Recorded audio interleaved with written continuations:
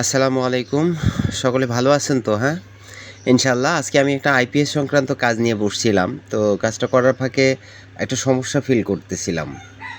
মানে একটা voltage drop হয়ে যাচ্ছিল আইপিএস সংক্রান্ত। আপনাদের আইপিএস সংক্রান্ত যে কোনো সমস্যার জন্য করে যোগাযোগ করতে পারেন আমার সঙ্গে।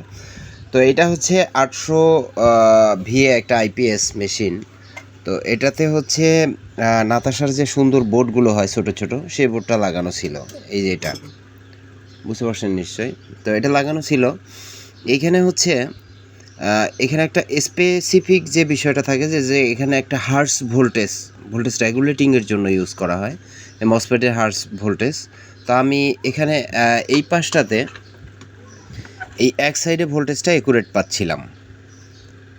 পাচ্ছিলাম, কিন্তু এই সাইডটাতে ভোল্টেজটা বারবার ড্রপ করতেছিল।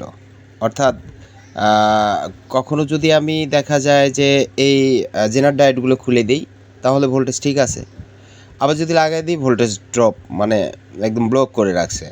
আবার যদি দেখা যায় যে এই ট্রানজিস্টারটা যে 547 এটা যদি খুলে দিই তাহলে ভোল্টেজটা ফ্রি হয়, কিন্তু আবার যখন লাগাই দিচ্ছি তখন ভোল্টেজটা ড্রপ করতেছিল।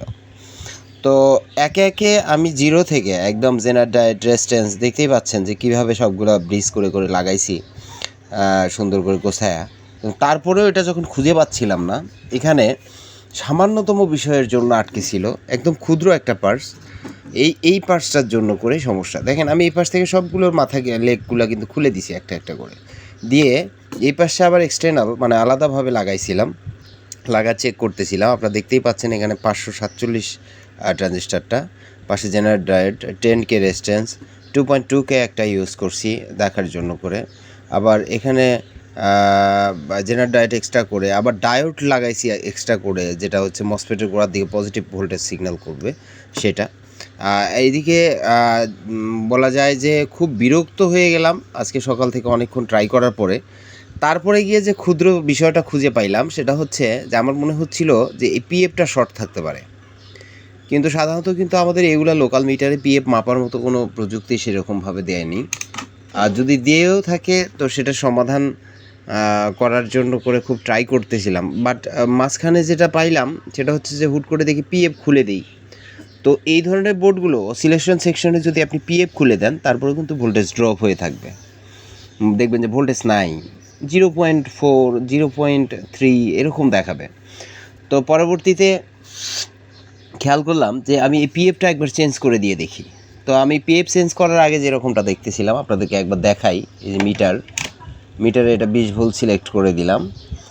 আর হচ্ছে এখান থেকে যদি আমি সুইচিংটা অন করে দিই, এই যে অন হলো বোর্ড অন হওয়ার পরে এখানে যদি আমি ভোল্টেজটা মাপি এই সাইডের ভোল্টেজটা আপনাদেরকে দেখাই।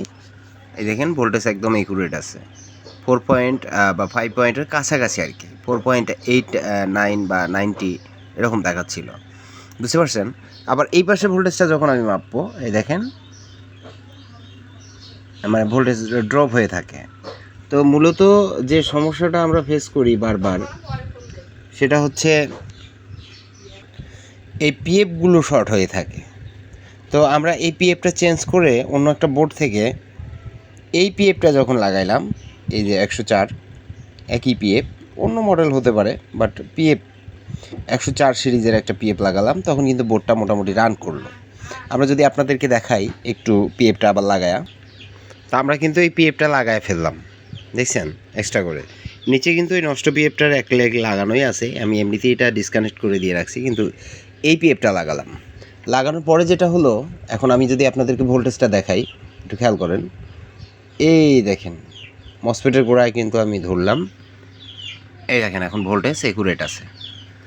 তো পিএফের যে ফিল্টারিংটা হয়, এই ফিল্টারিংটা যদি ঠিকঠাক মতো না হয়, কাটা মসফেটগুলো চেঞ্জ করার পরে যখন আপনি নতুন করে মসফেট দিবেন, তখন যদি গেলে এই ফিল্টারিংটা অর্থাৎ পিএফের ফিল্টারিংটা ঠিকঠাক মতো না হয়, তাহলে কিন্তু আপনাকে বারবার ভোল্টেজ ড্রপ দেখাবে যে এক সাইডে ভোল্টেজ নাই। সাধারণত মসফেট যদি কেটে যায় তাহলে মসফেট চেঞ্জ করার পরে অবশ্যই এই পার্টসগুলো কম্পোনেন্টগুলো ঠিকঠাক মতো চেক করবেন যে কোথাও কোনো সমস্যা আছে কিনা, ভোল্টেজ ড্রপ করে কিনা, এই বিষয়গুলো আপনারা দেখেন। এখন কিন্তু দেখেন ভোল্টেজ অ্যাকুরেট আছে, আর কোনো ঝামেলা করতেছে না, শুধু এই 104 পিএফটা চেঞ্জ করার কারণে। তো বন্ধুরা ভালো থাকবেন, সুস্থ থাকবেন। আর আপনাদের যদি আইপিএস সংক্রান্ত কোনো সমস্যা হয়ে যায় তাহলে আমাদের সঙ্গে যোগাযোগ করবেন, আমরা আপনার আইপিএসগুলোর সঠিক সমাধান দেওয়ার চেষ্টা করব। আর আমরা সাধারণত হাতে ম্যাকিং করা নতুন আইপিএসগুলো বাজারজাত করে থাকি। আপনারা আমাদের কাছ থেকে আইপিএসও কিনতে পারবেন, আর পাশাপাশি পুরাতন আইপিএসের কোনো সমস্যা থাকলে সেগুলোও সলভ করে নিতে পারবেন। ধন্যবাদ বন্ধুরা।